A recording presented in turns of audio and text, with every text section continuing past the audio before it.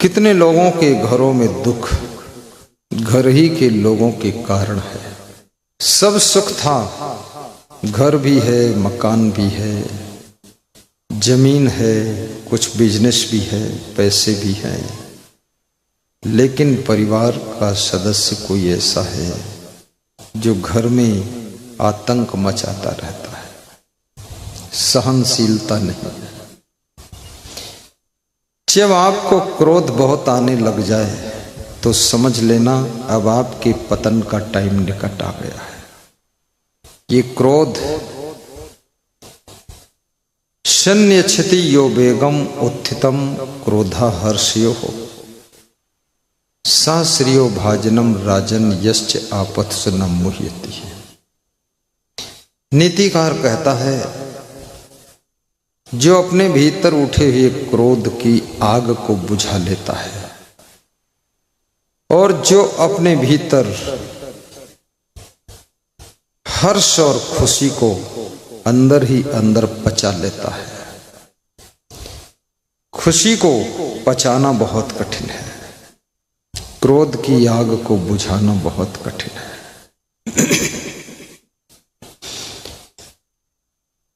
और जो आपत्ति के समय धैर्य रखता है, कभी घबराता नहीं। कितना बड़ा संकट हो लेकिन अंगद के पांव की तरह अड़ा रहता है और संकट को टाल देता है। दुख में मत घबराना पंछी, यह जग दुख का मेला है। चाहे भीड़ बहुत अंबर पर उड़ना तुझे अकेला है। दुख और सुख ये दोनों हमेशा नहीं रहते। कभी जीवन में दुख आता है, कभी जीवन में सुख आता है। और सुख दुख स्वतंत्र नहीं है। सुख दुख तुम्हारे सत्कर्म और दुष्कर्म से जन्म लेते हैं। तुम्हारे सुंदर स्वभाव से सुख का जन्म होता है, तुम्हारे गलत स्वभाव से दुख का जन्म होता है। सद्चरित्र से सुख पैदा होता है, दुष्चरित्र से दुख पैदा होता है। दुख और सुख दोनों की निर्माता तुम स्वयं हो। लेकिन एक बात याद रखना, यदि तुम दूसरों को सुख देते हो तो तुम अपने सुख की तैयारियां कर रहे हो, और दूसरों को दुख देते हो तो तुम्हारे लिए भी दुख तैयार हो रहा है। यदि तुम्हारी मां तुम्हारे कारण दुखी है, तुम्हारे पिताजी तुम्हारे कारण टेंशन में रहते हैं, यदि तुम माता पिता की मर्यादा तोड़ देते हो, उनको गाली देते हो, मारने दौड़ते हो, मर जाने की धमकी देते हो, तो तुम्हारे पाप का घड़ा बढ़ रहा है। क्योंकि श्वेताश्वतर उपनिषद के ऋषि ने कहा है, धरती पर अगर कोई पूजनीय देवी देवता है तो देवी स्वरूपा तुम्हारी मां है, जिसकी तुमको पूजा करना चाहिए, और देव स्वरूप तुम्हारे पिताजी हैं, उनकी तुमको पूजा करना चाहिए। और पूजा के बजाय यदि तुम उनसे गाली गलौज करते हो, उनका अपमान करते हो, उनसे लिपट कर मारपीट करते हो और उनको परेशान करते हो, तो तुम पाप के भागी होते चले जा रहे हो। ये पाप आकाश से नहीं बरसता है और पुण्य कोई छत के ऊपर नहीं मिलता है। सत्कर्मों के प्रभाव से पुण्य बढ़ता है, दुष्कर्मों के प्रभाव से पाप बढ़ता है। जब तुम किसी के साथ में सुंदर व्यवहार करते हो तो पुण्य बढ़ने लग जाता है। जब तुम गम खा लेते हो तो पुण्य बढ़ना शुरू हो जाता है, पाप घटने लग जाता है। जब तुम बहुत क्रोध करते हो, गाली बकते हो, तो पाप बढ़ने लग जाता है और पुण्य छीड़ होने लग जाता है। और जब पुण्य क्षीण हो जाते हैं तो आपका भाग्य दुर्भाग्य में बदलने लगता है। फिर सब सिस्टम बिगड़ने लगता है, व्यवस्था बिगड़ने लगती है, कारोबार, बिजनेस, व्यापार सब बिगड़ने लगता है। इसलिए याद रखना, सबके साथ में अच्छा व्यवहार कीजिए और सबसे पहले अपने माता पिता, दादा दादी, भाई बहन के साथ में अच्छा व्यवहार करो। कितने लोग क्रोध के कारण रक्षा बंधन के पावन पर्व के दिन भी अपनी बहन से रक्षा नहीं बंधवाते, बहुत गुस्सा में। बहन भी सोचती है कैसा भाई पैदा हुआ है, मैं रक्षा बांधना चाहती थी लेकिन वो नाराज हो गया है।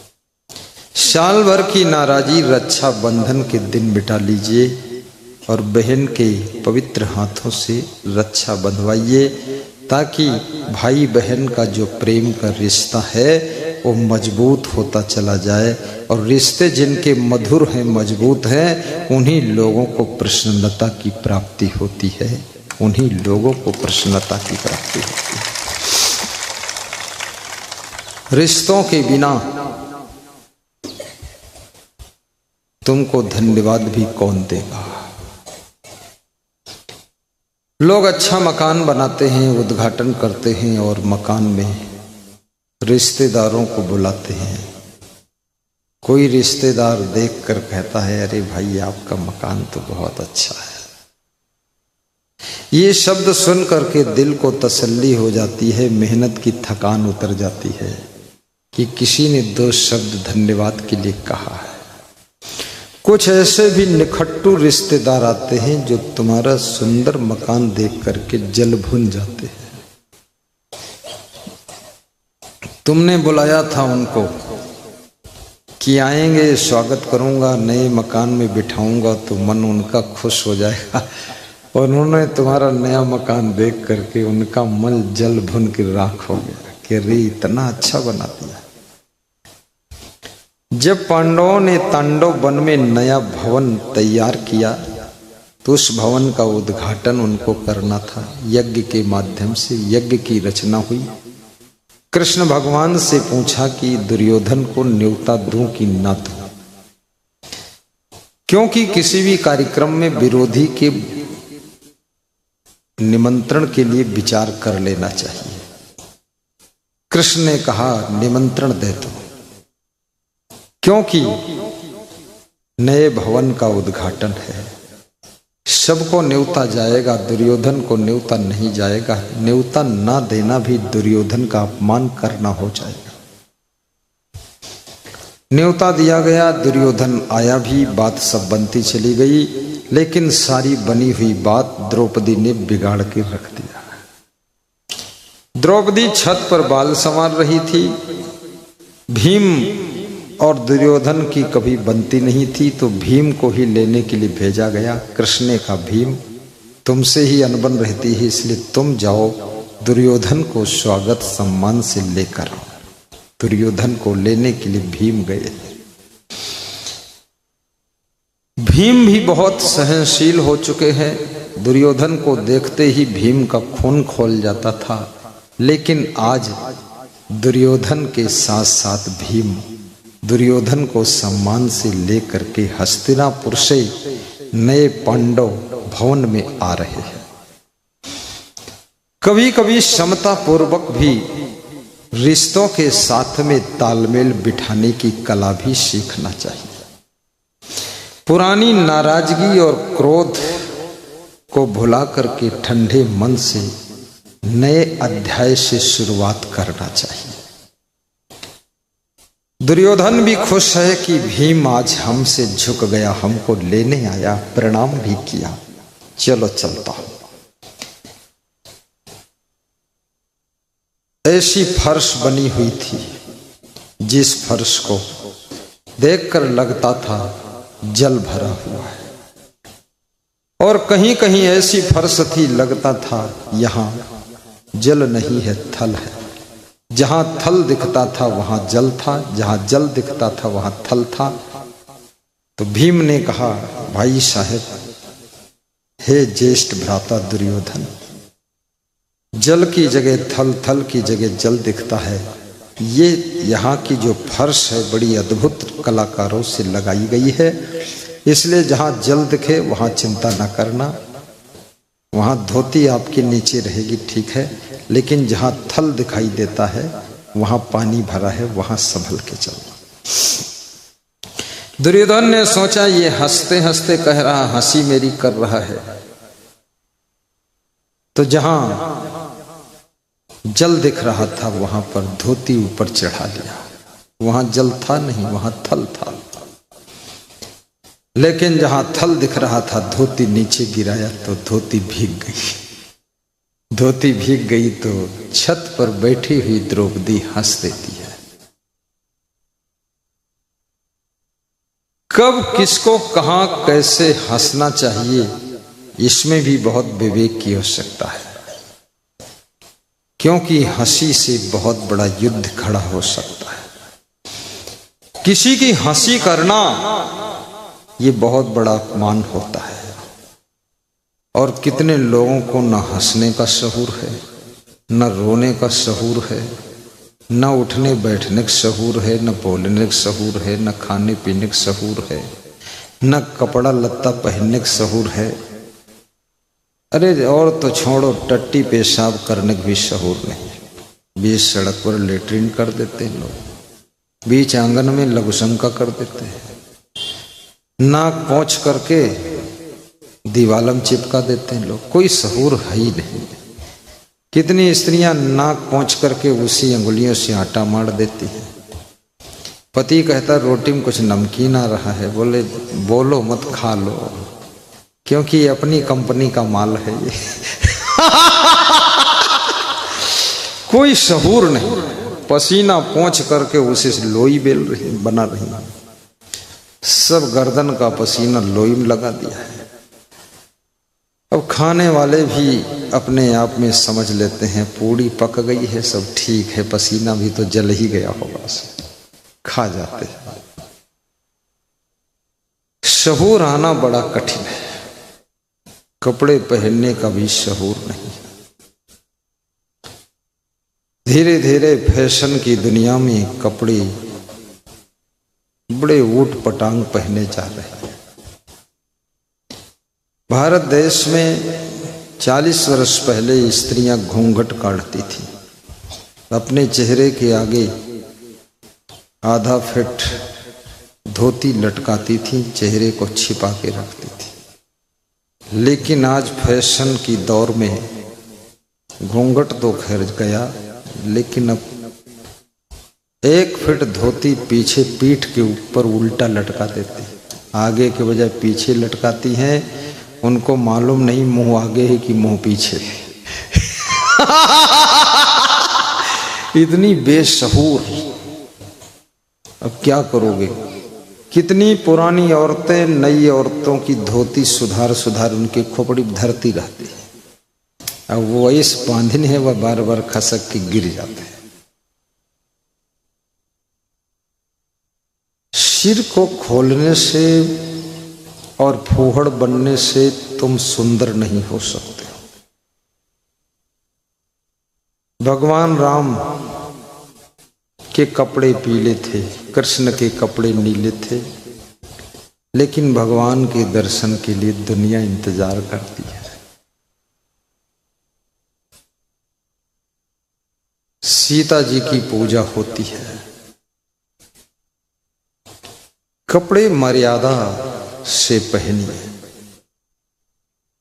बेटियों को भी कपड़े मर्यादा से पहनना चाहिए। जब आपकी बेटी बहुत फैशन करने लग जाए, होंठ में लाल रंग लगाने लग जाए, तो उसके जल्दी पति का इंतजाम कीजिए, अन्यथा वो स्वयं इंतजाम करके प्रस्थान कर जाएगी। वो रायबरेली से ट्रेन में बैठने वाली है, क्योंकि होंठों का लाल रंग लाल झंडी की निशानी, खतरे की निशानी है। कुंवारी कन्याओं को होठों में रंग नहीं लगाना चाहिए, लेकिन कलयुग है भगवान मेरे, क्या करोगे। आपकी सुंदरता, आपकी महानता, आपकी योग्यता तो आपके गुणों से, आपकी कलाओं से, आपकी ऊंची शिक्षा से ही होती है।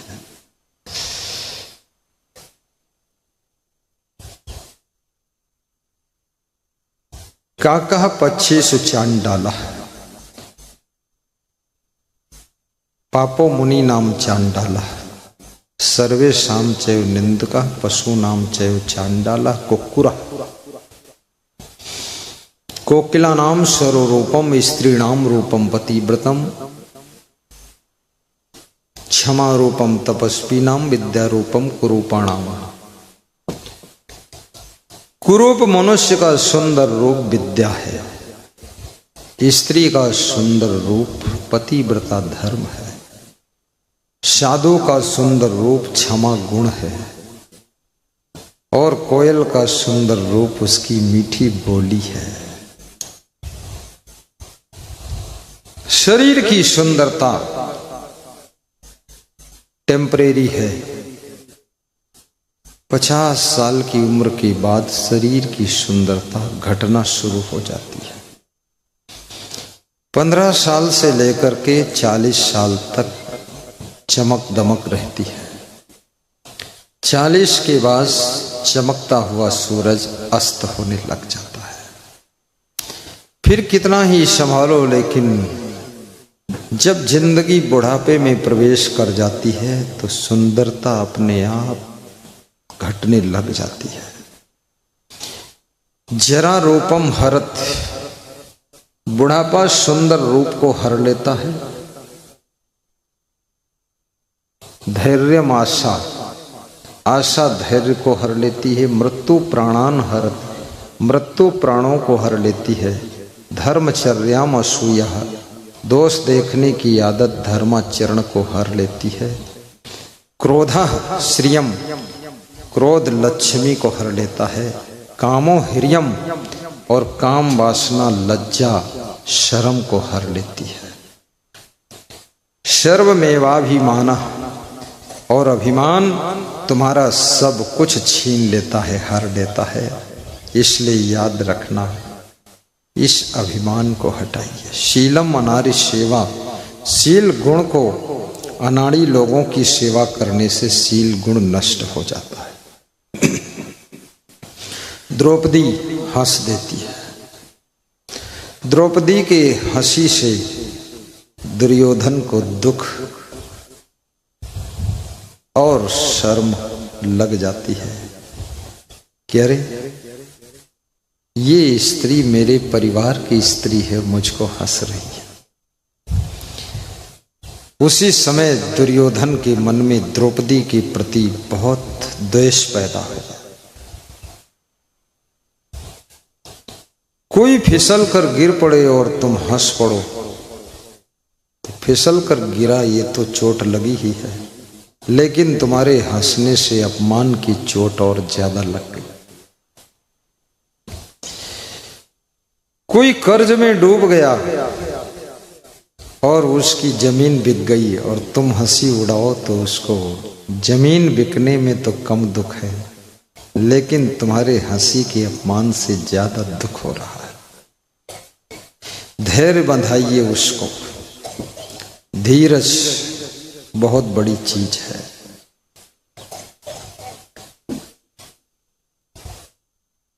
और द्रौपदी के मुख से जो शब्द निकले वो शब्द बड़े चोटदार थे। द्रौपदी ने कहा, अंधे के अंधे ही होते हैं। ये शब्द सुन करके दुर्योधन का दिल घायल हो गया। तलवार की धार भी सह लेता है आदमी, गोली की बौछार भी सह लेता है आदमी, पर सबसे ज्यादा असर करती है यह, बोली की मार नहीं सह पाता है आदमी। बोली की मार नहीं सह पाता है आदमी। सबको तिलक लगाया जा रहा है, तिलक लगवाइए। तिलक की थाल में अपनी श्रद्धा सुमन भी समर्पित कीजिए, पुण्य प्राप्त करिए। धर्म का तिलक है। कितनी स्त्रियों ने अपने पति को ऐसे कठोर शब्द बोले हैं, पति घर बार छोड़कर चला गया, दोबारा लौट कर आया नहीं, कहीं भीख मांग कर खाता है। हरिद्वार में गंगा के किनारे कमंडल लेकर बैठकर शाम को रोता भी है, लेकिन पत्नी के बोले गए कठोर शब्द उसको घायल कर चुके हैं। इसलिए स्त्रियों को बोलने में बहुत सावधान रहना चाहिए। कितनी स्त्रियां तो अपने पति से कहती हैं आग खा लो, भोजन नहीं मिलेगा। पति बहुत बर्दाश्त करता है कि जब तक शादी नहीं होती थी भोजन ही खाया हूं, अब ये चंडिका देवी आई है आग खाने को कह रही है और स्वयं खूब रबड़ी खा रही है, हमको आग खिला रही है। पति के लिए ये शब्द जब बोले जाते हैं तो याद रखना उस स्त्री का भाग्य फूटने लग जाता है और उसको बहुत दुख देखना पड़ता है। पति का सम्मान कीजिए, पति का आदर कीजिए। और पतियों से भी व्यास गादी कहती है शादी के बाद लड़कपना बंद कर दीजिए, थोड़ा सीरियस रहिए, गंभीर रहिए, हुल्लड़बाजी मत करिए, ताकि तुम्हारी पत्नी तुम्हारी मर्यादा की पूजा कर सके। सासू का भी आदर कीजिए, ससुर का सम्मान करिए, बेटे बहुओं को संभाल कर रखिए। 100% तो कोई शुद्ध नहीं होता है, कुछ कमी रहती है, लेकिन इतना जरूर है कमियों को क्षमा करके रिश्तों को निभाना ही समझदारी है। गलतियां ना होती तो तुम्हारा जन्म ही ना होता इस धरती पर। कुछ गलती थी इसलिए तुमने जन्म लिया है। गलतियों को सुधारने का मौका मनुष्य शरीर में है। माँ बाप को गाली देने से बहुत पाप लगता है, इस पाप से भी बचिए। मात पिता की सेवा करके कोटिन तीर्थ फल पैबे, मंदिर हम काहे को जइबे, घर ही में तीर्थ बनेबे। सभी शास्त्रों में माता पिता सास ससुर की सेवा करने की इजाजत दी गई है। गुरु की पूजा करने की आज्ञा सभी शास्त्र देते हैं। गुरुर ब्रह्मा गुरुर विष्णु गुरुर्देवो महेश्वरा गुरुर साक्षात पर ब्रह्म तस्मै श्री गुरुवे नमः। जैसे हाथी के पांव में सबके पांव समा जाते हैं, ऐसे गुरुदेव में सब देव समा जाते हैं। भगवान राम कहते हैं गुरु की पूजा कर लिया तो समझ लो 33 करोड़ देवी देवताओं की पूजा का फल तुमको मिल जाएगा। इसलिए सबके घर में गुरु का चित्र भी होना चाहिए। छोटा सा मंदिर बनाइए, उस मंदिर में गुरु का भी चित्र रखिए और सुबह शाम गुरु का ध्यान करिए और दान पात्र रखिए उसी मंदिर में। उस दान पात्र में अपने श्रद्धानुसार कभी 10 रुपये, कभी 20 रुपये, कभी और ज्यादा भी दान कर सकते हो। क्योंकि दान देना ऐसे है जैसे खेत में बीज बोना। खेत में ठीक से बीज बोओगे तो खेत की फसल जब पकेगी तुम्हारा घर अन्न से भर जाएगा। ये दान कभी निष्फल नहीं जाता है। जितना तुम दान करते हो उसका 10 गुना तुमको मिलता है। समय दान करने वालों की उम्र बढ़ जाती है। धन दान करने वाले धनवान बनते चले जाते हैं। अन्नदान करने वालों की जमीन बढ़ती है और प्रेम दान करने वालों को लाखों लोगों से प्रेम मिलने लग जाता है और रक्तदान करने वालों के शरीर में नई शक्ति पैदा होती है। वस्त्र दान करने वालों की लाज मर्यादा की रक्षा ये स्वयं कुदरत करती है, इसलिए वस्त्र दान भी करना चाहिए। स्वयं का पेट तो पशु पक्षी कीड़े मकोड़े भी भर लेते हैं, लेकिन जो खिलाकर खाए उसे इंसान कहते हैं, जो चुरा कर खाए उसे शैतान कहते हैं, और जो सबका ख्याल रखे उसको भगवान कहते हैं, और जो दूसरों के दुख को दूर करे उसको महान कहते हैं, उसको महान कहते हैं। द्रौपदी के शब्द दुर्योधन के अपमान का कारण बन जाते हैं और महाभारत युद्ध की भूमिका खड़ी हो जाती है।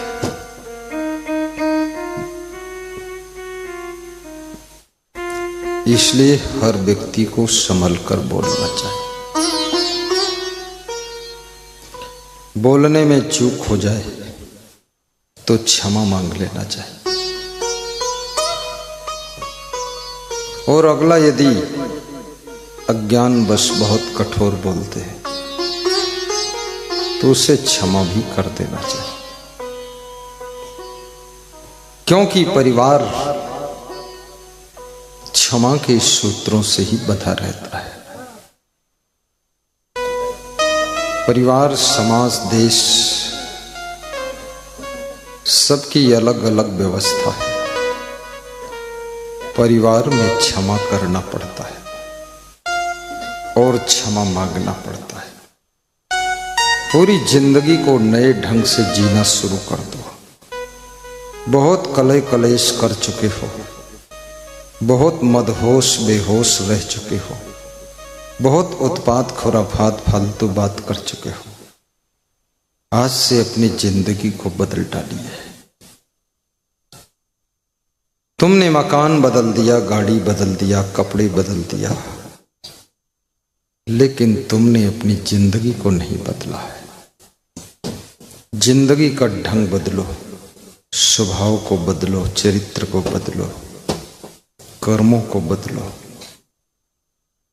गरीबी को दूर करने का संकल्प लो, गरीबी से संघर्ष कीजिए। ये गरीबी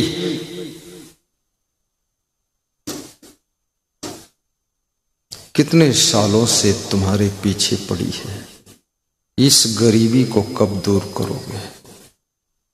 तुम माँ से लड़ रहे हो, पिता से लड़ रहे हो, बेटे से लड़ रहे हो, बहू से लड़ रहे हो, भाई से लड़ रहे हो, पड़ोसी से लड़ रहे हो, गांव वालों से लड़ रहे हो, लेकिन गरीबी से कब लड़ोगे? गरीबी को कैसे दूर भगाओगे? जो लोग गरीबी को दूर भगाना चाहते हैं, नीतिकार कहता है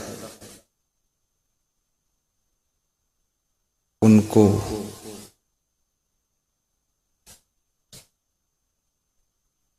कुचेलिनम दंत मलोपधारणम बहवासनम निष्ठुर भाषणम चा सूर्योदय चास्तामिति शयानम विमोच्यति श्री यदि चक्रपाणी। वे लोग मैले वस्त्र ना पहने, दांतों पर मैल लगाकर ना रहें, अधिक भोजन ना खाएं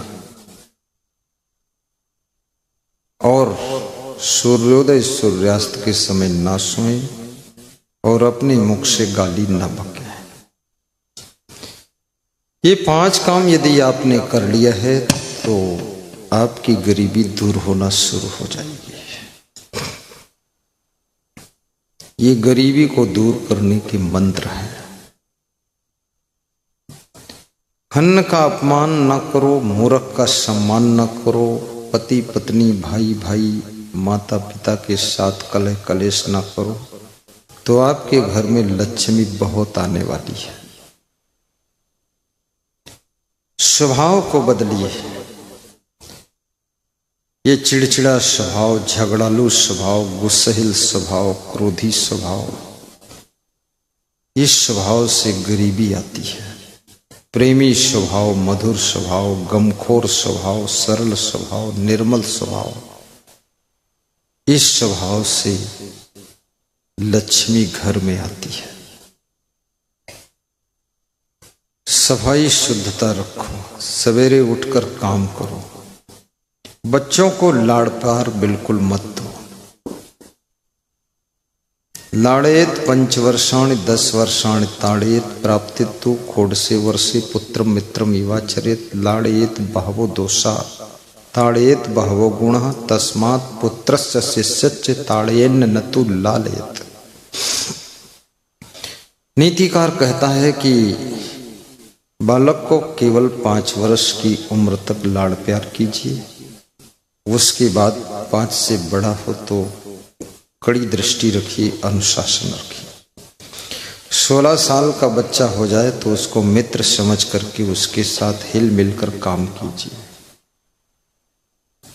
और बचपन में जो गुरु अपने शिष्यों से लाड़ प्यार करते हैं और जो माँ बाप अपने पुत्र से लाड़ प्यार करते हैं, उनके बच्चे और उन गुरुओं के शिष्य सब बिगड़ जाते हैं। लाड़ला शिष्य शत्रु से कम नहीं है, लाड़ला पुत्र शत्रु से कम नहीं है, और अनुशासन में पला हुआ पुत्र मित्र से कम नहीं है। अनुशासन में पला हुआ शिष्य, याद रखना, तुम्हारे दुख को दूर करने वाला फार्मूला बनकर खड़ा हो जाता है। इसलिए शिष्य को भी अनुशासन में रखना चाहिए, शिष्य को और पुत्र को अपने गार्जियन से थोड़ा भय भी लगना चाहिए। कलयुग में तो उल्टा हो गया है, अपने संतान से माता पिता डरे हुए हैं, कहीं कुछ कर न ले, कहीं जहर न खा ले, कहीं मर न जाए। अरे गधा मर भी जाएगा तो क्या फर्क पड़ेगा, मर जाने तो गधे को। कितने गुरु डरे हैं शिष्य को कुछ बोलना मत, कहीं भाग न जाए। भाग जाने तो बेईमान को, यहाँ जरूरत नहीं चंडाल की। भाग जाएगा तो वो भाग जाएगा, हमको थोड़े भगा ले जाएगा। मैं तो खुद ही अपना प्रचंड बुद्धि सिर हूं, नालायक भाग जाए तो अच्छा है, और ऐसा पुत्र भी भाग जाए तो बहुत अच्छा है। मोह को नष्ट कर दो, मोह बिल्कुल रखो मत, ये मोह ही दुख को जन्म देता है।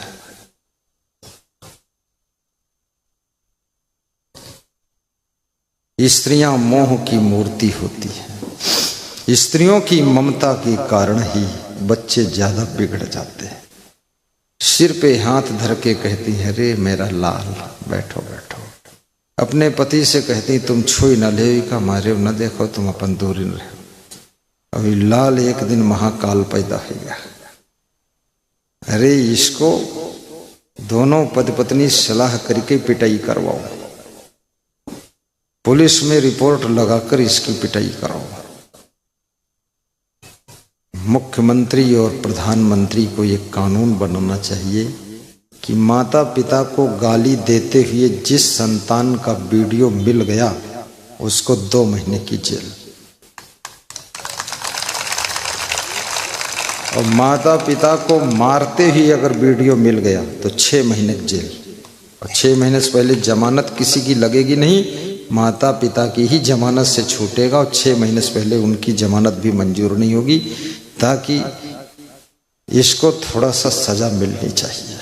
कितना दुष्ट हो, कठिन दंड के आगे उदंड भी सही हो जाता है।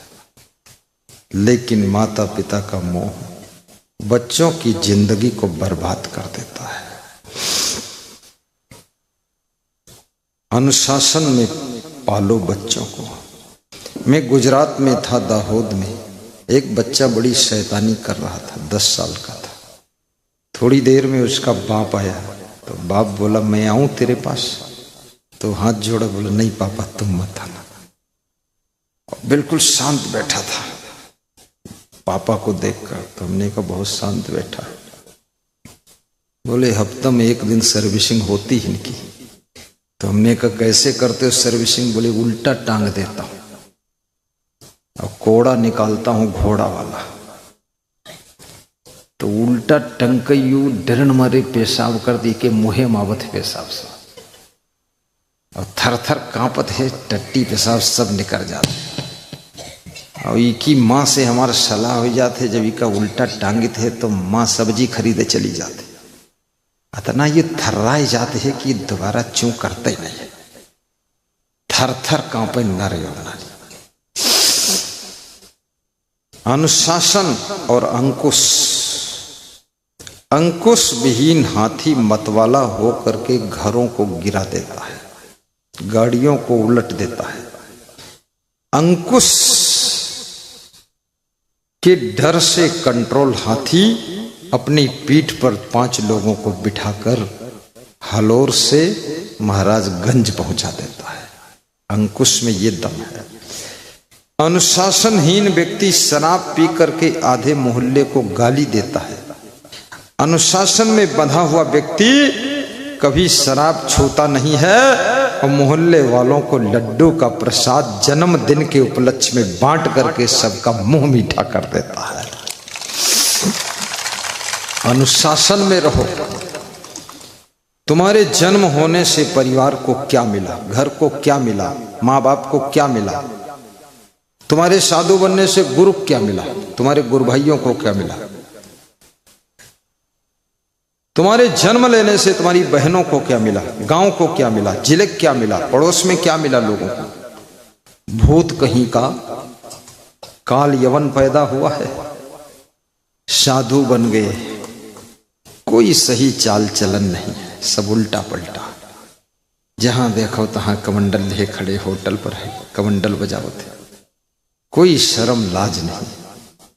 साधु बन गए, रात दिन सोते हैं, कोई काम ही नहीं करते, तमाकू खाते और भंडारा खाते। जत्ती दक्षिणा मिली, दक्षिणा गांजा पी गए, भंडारा मिला, खाए ली में स्वागत है। ये तेरे साधु होने से समाज को मिला क्या?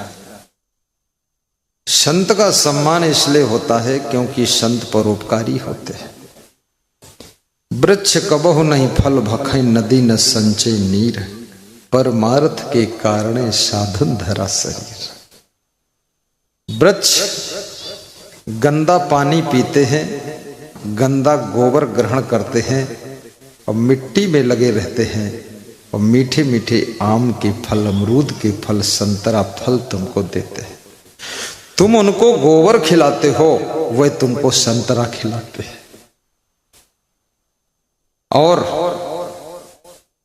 संत महात्माओं को तुम भोजन देते हो, वे तुम्हें भजन सिखाते हैं। और संतों को तुम वस्त्र देते हो, वे तुम्हारी मर्यादा की जिंदगी जीने की कला सिखाते हैं, कला सिखाते हैं।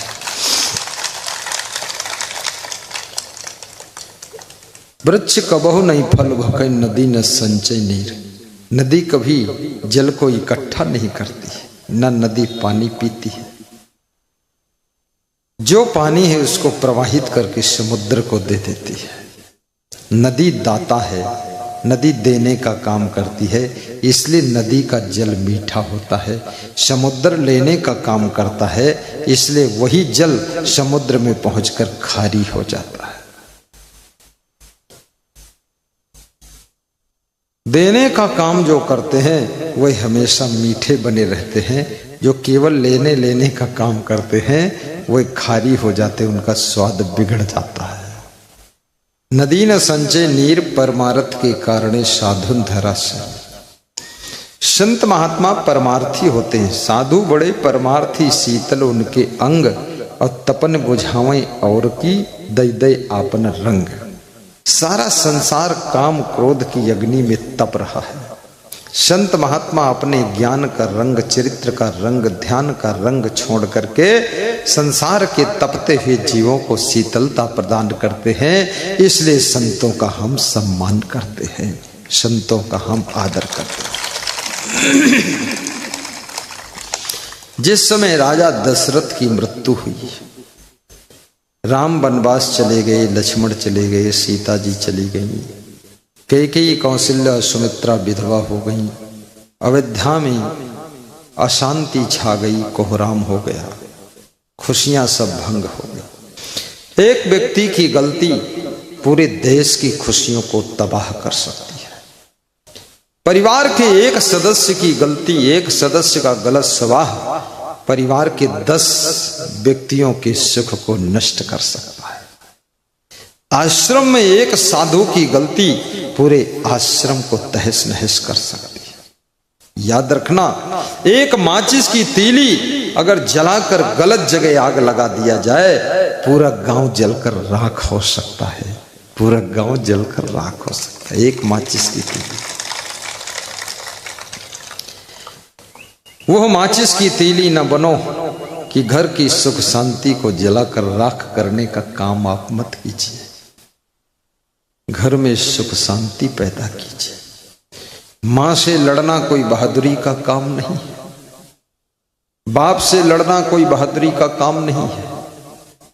भाई से लड़ना कोई बहादुरी का काम नहीं है। अगर तुम बहुत बड़े बहादुर हो तो याद रखना, चुनाव लड़ करके प्रधानमंत्री बनो और प्रधानमंत्री बन करके सभी रोडों को चमका दो, तब बड़ा बहादुरी का काम है। लड़ो ना चुनाव, क्यों नहीं लड़ते? तुम प्रधानी चुनाव लड़ो, वो हम हार जी हो। तुम्हारे जैसे बहुड़मन के वोटो न मिली, जो गप्पा मारते हो खाली। माँ बाप को आंख दिखाना कोई बहादुरी का काम नहीं है। आंख दिखाना चाहते हो आतंकवादियों को आंख दिखाओ, तुम्हारी आंख ही निकाल लेंगे। दिखाइए आंख वहां, तो वहां तो पूंछ दबाकर चूहा बनकर भागोगे। घर ही में बड़े शेर बनते हो और बाहर बिल्ली बनकर म्याऊं म्याऊं करते हो। जो घर में ज्यादा गरजते हैं वो बाहर पूंछ दबाकर चलते हैं, और जो घर में गम खाकर रह लेते हैं वो बाहर सर उठा करके जिंदगी जीते हैं।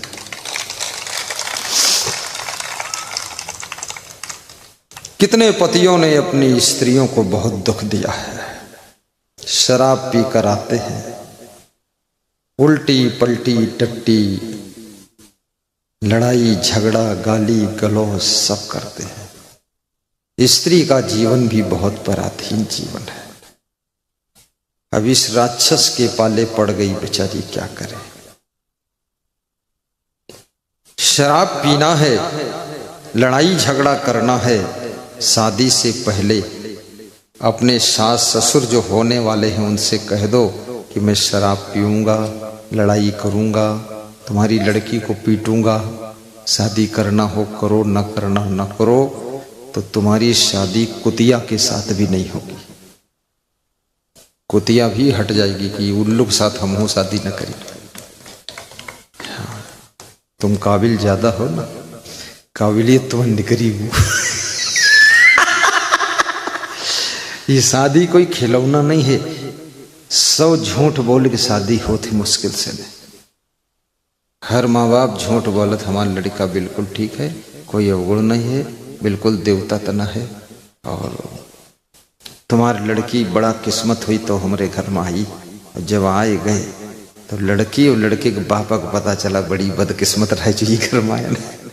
ईमा तो सब हुसड़े हुसड़ रहा थे, कनबूचड़ लोग ऐसे बांगड़ू भरे हैं, घरों भर सब डिहुडेला करे। कितना लोग झूठ बोल बोल कर शादी करते हैं। लड़कियां भी कितना झूठा चेहरा बना बना कर शादी करती हैं। ऐसा बनाकर फोटो खिंचवाती हैं, थोड़ी टांग टेढ़ी करके और बाल लटका कर, लगता है इंद्रलोक की इंद्रपरी है। और जब शादी हो गई तब पता चला यह तो लंकक सुपर्णखा आई है। हाँ, बहुत गदही है, बेकार, कोई काम करते नहीं परी रहते, बिल्कुल भैंस की पड़िया आई है।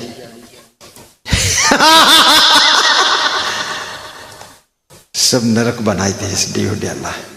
तन को झाड़ू नहीं लगावत है। हाँ, कबहू कबहू लगावत है, उठाए कबनी सासू की पीठ पर मारत है 2-3 झाड़ू। कितनी सासुएं तो झाड़ू खाए खाए पीठ मजबूत कैली। हाँ, जो फर्श पर झाड़ू लगाओ चाहिए तो नहीं लगावत है, बड़ी आलसी। कितना लोग साधु बना है, गांव भर साधु, गांव भर जोगी, मठ उजड़ गवा।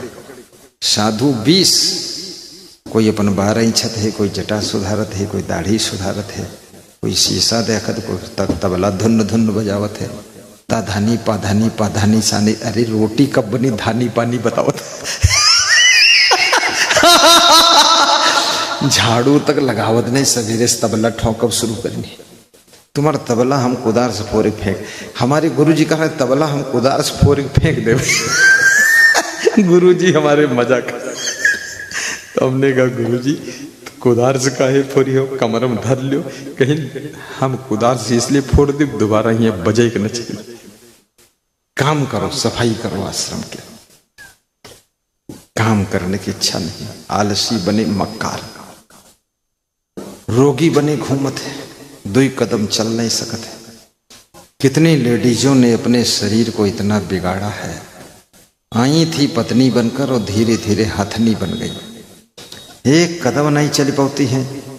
अगर 2 फुट उधर चलक है तो उल्ट जाती है, उल्टे को पहुड़े पहुड़े हाथ सामान ढूंढते। अरे ये ढाल बनी परी हो, उठो वो चलो वो, तनी कम खाओ घटाओ वो शरीर। बहुत यू नगाड़ा लेके आई हुई।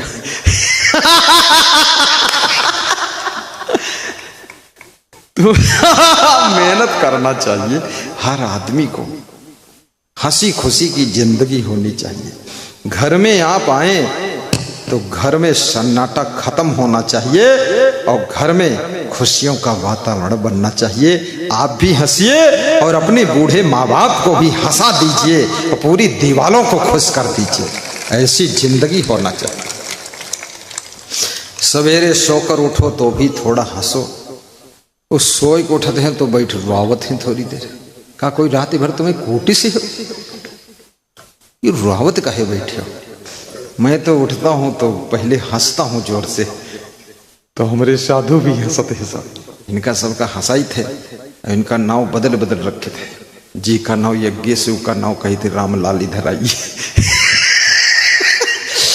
हंसना चाहिए, हंसने से बॉडी रिचार्ज हो जाती है। दुख कौन है? कोई दुख नहीं है। दुख मानो तो दुख ही दुख, और दुख ना मानो तो कोई दुख ही नहीं है। सब सुख ही सुख है। प्रसन्न रहो, आनंदित रहो। बूढ़े माँ बाप को भी खुश रखने का प्रयास करो। अपनी जिंदगी को कांटा मत बनाओ, फूल बनाइए। जिसके पास पहुंचो तुम्हारी जिंदगी के फूल की, सुख की सुगंध उसको भी मिलनी चाहिए। तुम्हारी जिंदगी की बुराइयों के कांटे किसी को चुभने नहीं चाहिए। सब बुराइयां दूर करिए और जिंदगी को फुलवारी बना लीजिए। बोलिए सदगुरु भगवान की जय हो। जिस घर में बहू बन करके जाओ उस घर में खुशियां बढ़नी चाहिए। शादियों में अनावश्यक खर्चा भी मत करिए। फिजूल खर्ची वाली शादियों से बचिए। अपनी बहू को हेलीकॉप्टर से लाने की कोशिश मत करिए, नहीं तो कर्जे में डूब जाओगे। हेलीकॉप्टर से लाओ, चाहे डल्लक में लाओ, चाहे कार में लाओ, वह बहू वही है, वह सुधरी ना। और वह आई तो पूरे घर का रौंद डरी। इसलिए कार में बैठा के ले आओ, हेलीकॉप्टर रही दो, नहीं 10 लाख और डूब जी। इस बहू के लिए उसी 10 लाख में बढ़िया 2 कमरे बना दो, लेट बाथ बना दो, इसका बेडरूम बना दो, किचन बना दो, सुख से रहे। हेलीकॉप्टर रहने दो और अपनी बहू को काम करना भी सिखाओ। बहू को लल्ली देवी मत बनाओ, शुरू से ही ट्रेनिंग दो। कह दो जुट जाइए, चाय बनाइए, शरबत घोरिए, पोछा लगाइए, झाड़ू लगाइए। अगर 7 दिन तुमने बहू को लल्ली बना दिया तो 8वें दिन खुल्लम खुल्ली दंगा मचाएगी। आवाज आई है, आज शाम के यहाँ उसका काम शुरू करवा दो तो जिंदगी भर वह ठीक रही। काम करना सिखाइए। घर का कोई सदस्य खाली रहना नहीं चाहिए। छोटे छोटे बच्चों से भी 1 घंटे काम लीजिए। जो पढ़ने में बहुत कमजोर है उसको दिन भर रगड़ के खेत में काम लीजिए। उसको इतना काम लीजिए, महीना भरे में बिल्लाए के यहाँ ख्यात से भाग गई, स्कूल तरफ कस गए, तब सुधरी, वो ऐसे न सुधरी। और तुम पढ़ाई जाते रहे, घरे में बैठ रहा, का ले जाओ ख्यात पैरा ढोआओ खूब, और के ऊपर भूसा भर दे थोड़ा कान में, यहाँ कान कोकवाए, दिमाग सही हो जाए। चोर कहीं का पढ़ने नहीं जाता है, यहाँ बैठा रहता है। जब दुख मिलेगा तभी वो सुधरेगा। दुख के बिना इंसान को चेंज करने वाला कोई दुनिया में है ही नहीं। दुख आपको बदल कर रख देता है। इसलिए अपने बच्चों को ज्यादा अनावश्यक सुविधा मत दीजिए। सुविधा भोगी बच्चा हमेशा बिगड़ जाता है और दुख में पला हुआ बच्चा हमेशा अच्छा हो जाता है।